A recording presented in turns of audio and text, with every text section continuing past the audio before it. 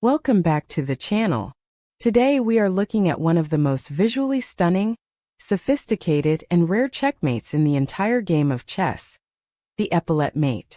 If you want to understand how geometry dictates the fate of the monarch on the board, pay close attention.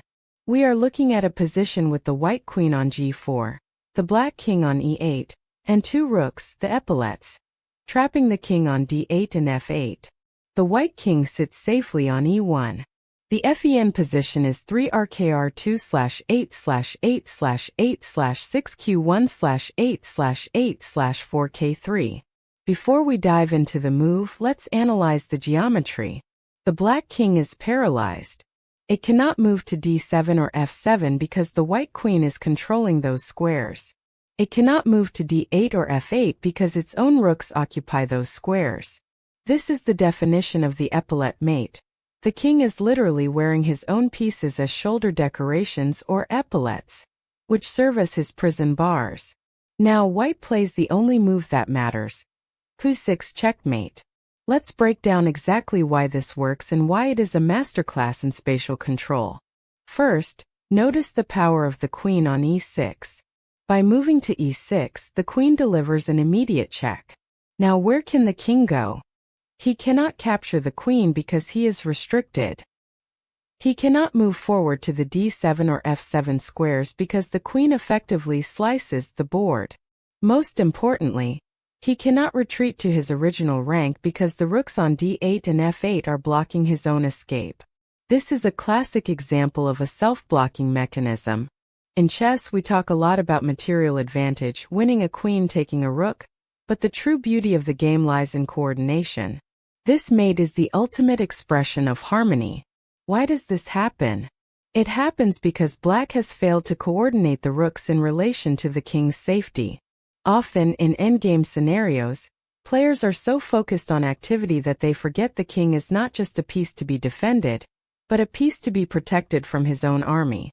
When your pieces obstruct your king, you are essentially helping your opponent deliver the mate.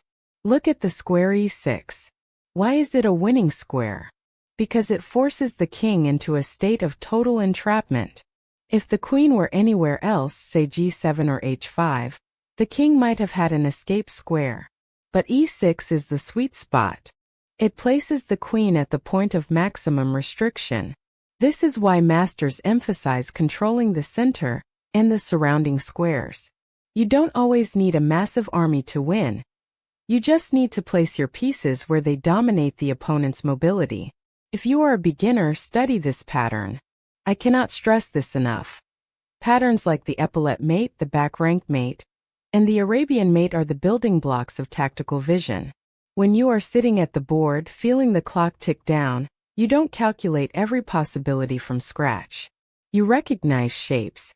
Your brain sees the rooks on the back rank and the queen closing in, and you instantly know the pattern. That is the difference between a club player and a master. Let's talk about the psychological side. When you land this mate, it is devastating for your opponent. It shows that you aren't just playing moves. You are playing a symphony of geometry. You are showing them that their own rooks, which they thought were active defensive pieces, were actually the architects of their own destruction. It is poetic, it is brutal, and it is entirely legal. When analyzing your own games, I want you to look for these congested positions. If you see the opponent's king boxed in by their own pieces, stop what you are doing. Don't look for a trade. Look for a mate. Look for the way to restrict those final escape squares. The queen on e6 is the final piece of the puzzle. A masterclass in efficiency. No support needed, no complex pawn storm, just a single decisive strike that ends the game instantly. We call this the Epaulette because of the military uniform decorations, but let's call it what it really is. A masterpiece of spatial restriction. Always remember, the board is a limited space and every piece you place adds to the structure, or the prison of your king. If you enjoyed this deep dive into the Epaulette mate, hit the subscribe button. We are going to be releasing more tactical masterclasses, looking at the most iconic mates in history. Whether you are an opening specialist or an endgame enthusiast, you need to understand these structures to take your rating to the next level. Thanks for watching, keep practicing, and I will see you in the next one.